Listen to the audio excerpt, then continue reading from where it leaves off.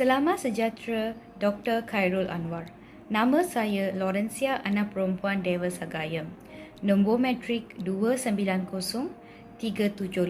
Dalam video ini, saya akan terangkan tentang definisi halangan-halangan dalam komunikasi dan juga ciri-ciri halangan dalam komunikasi. Komunikasi adalah penting dalam kehidupan setiap manusia, sama ada dalam pekerjaan, dalam ahli keluarga ataupun individu. Tetapi ia juga terdapat pelbagai halangan dalam komunikasi.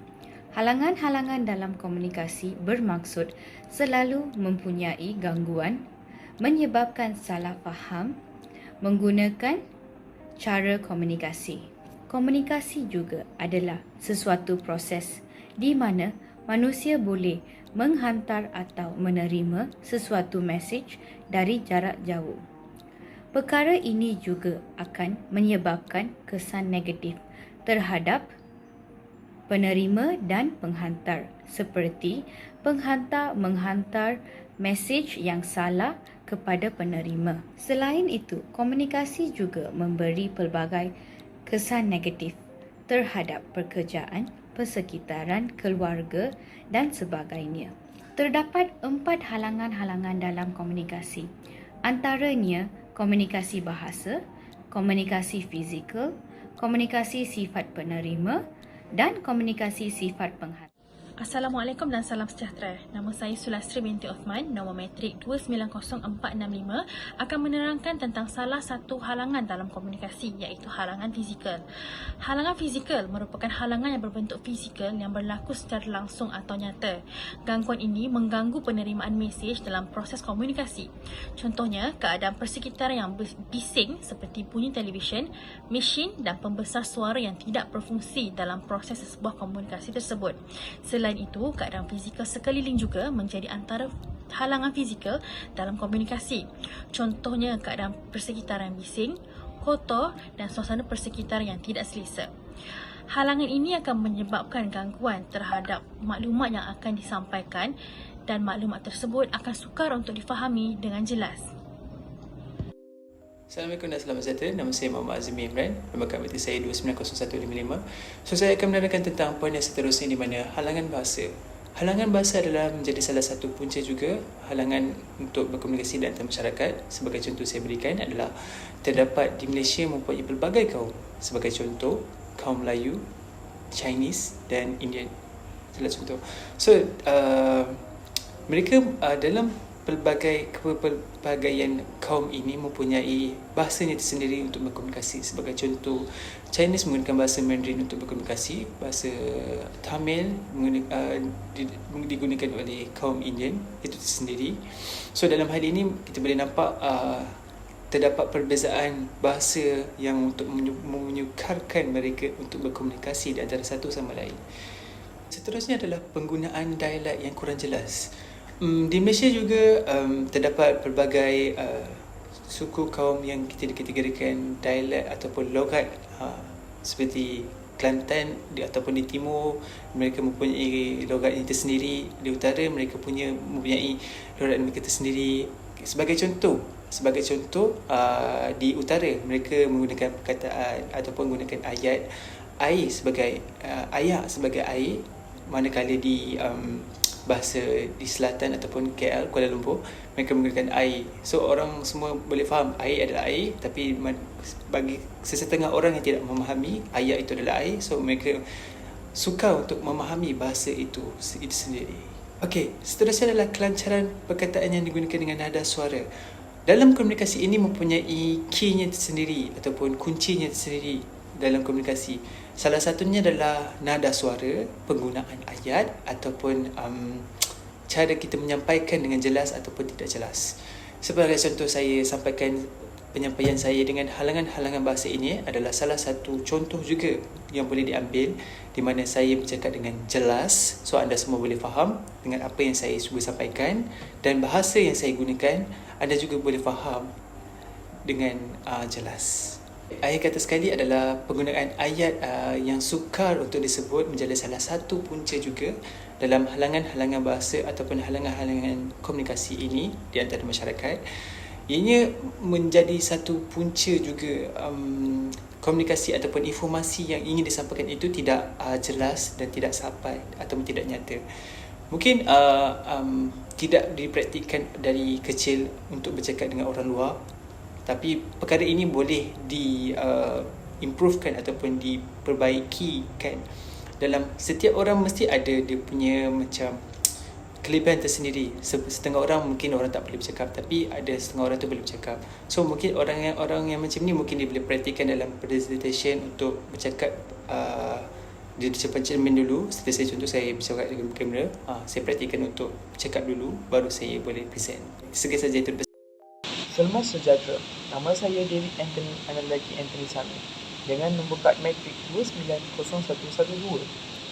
Hari ini saya akan membentangkan tentang halangan sikap penerima. Sebelum saya membentangkan apa itu halangan sikap penerima, saya ingin memberitahu apa itu penerima. Penerima ialah mereka yang menerima mesej atau maklumat dari pada suatu penghantar. Selain daripada itu, peranan penerima adalah untuk memberi perhatian terhadap mesej yang disampaikan oleh penghantarnya. Sebagai contohnya, kalau pembaca berita mentafsirkan berita di TV, kita sebagai penonton, kita mendapatkan mesej atau maklumat yang disampaikan. Sekarang saya ingin menerangkan tentang halangan yang dihadapi oleh penerima. Yang pertama, sikap prejudis, iaitu konflik antara penerima dan pengirim. Selain daripada itu, persepsi terhadap mesej yang hendak disampaikan.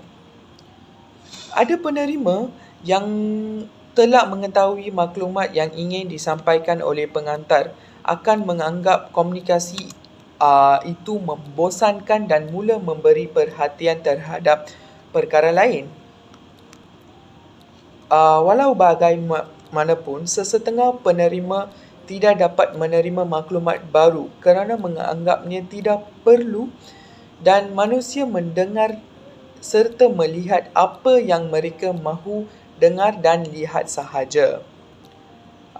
Sebagai contohnya, pekerja yang sering ditegur tentang kerja sesuatu hari akan mendapat pujian tentang kerja yang akan suka mempercayai apa yang didengar dan menganggap ada mesej yang tersirat. Sekiranya kenyataan atau maklumat yang diterima bercanggah dengan apa yang disangka lebih awal, akan menghalang individu itu untuk terus mendengar dan menerima mesejnya.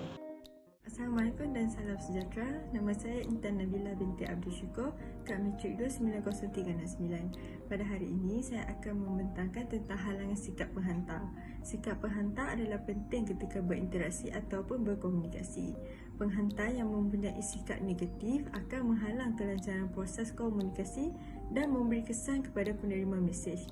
Ini menjadikan pendengar atau penerima suka memahami apa yang dinyatakan dengan jelas.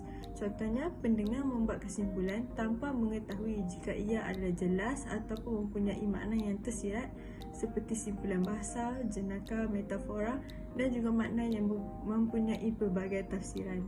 Ini menyebabkan penyebaran informasi yang salah dan pendengar akan terus menganggap sebagai ianya perkara yang betul.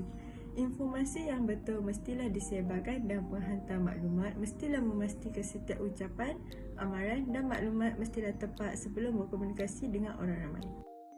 Beberapa elemen yang boleh dikaitkan dengan halangan sikap penghantar iaitu, yang pertama ialah nilai. Komitmen komunikasi merupakan satu bentuk komunikasi yang memerlukan seorang penyampai atau pengujar bertanggungjawab dengan apa yang disampaikan kepada para pendengar agar komunikasi yang berkesan dan efektif berlaku agar ia lebih mudah difahami dan bukanlah sekadar apa yang kita maksudkan semata-mata. Ia melibatkan nilai sebuah komunikasi yang berkesan agar masyarakat lebih mudah untuk memahami. Yang kedua ialah harapan. Komunikasi tersirat adalah penyampaian yang disampaikan secara tidak jelas dan mempunyai maksud di sebaliknya. Ini termasuk dari segi pasanan komunikasi melalui gaya tubuh atau nada vokal seseorang dengan harapan para pendengar akan memahami. Ketiga ialah persekitaran. Persekitaran yang tidak memberangsangkan akan mempengaruhi proses penyampaian semasa berkomunikasi. Komunikasi pragmatik merujuk kepada kemahiran bahasa sosial yang kita gunakan dalam interaksi harian kita dengan orang lain. Ia termasuk apa yang kita katakan, bagaimana kita menyatakannya dan sama ada ia adalah sesuai dengan situasi yang diberikan. Dan terakhir ialah latar belakang. Perbezaan latar belakang akan mempengaruhi sebuah komunikasi kerana pilihan bahasa, gaya dan cara pertuturan maklumat yang akan disampaikan memulakan masyarakat ataupun pendengar akan mengalami halangan untuk memahami perkara tersebut. Lainnya, perkara ini menggambarkan setiap manusia mempunyai daya pemahaman dan daya penerimaan yang berlainan. Walau bagaimanapun, setiap penyampaian atau penghantaran maklumat yang dibuat adalah penting dan mestilah merupakan penyampaian yang positif untuk pengetahuan semua orang kerana berkomunikasi ialah rutin harian setiap manusia. Sekian itu sahaja daripada saya. Terima kasih.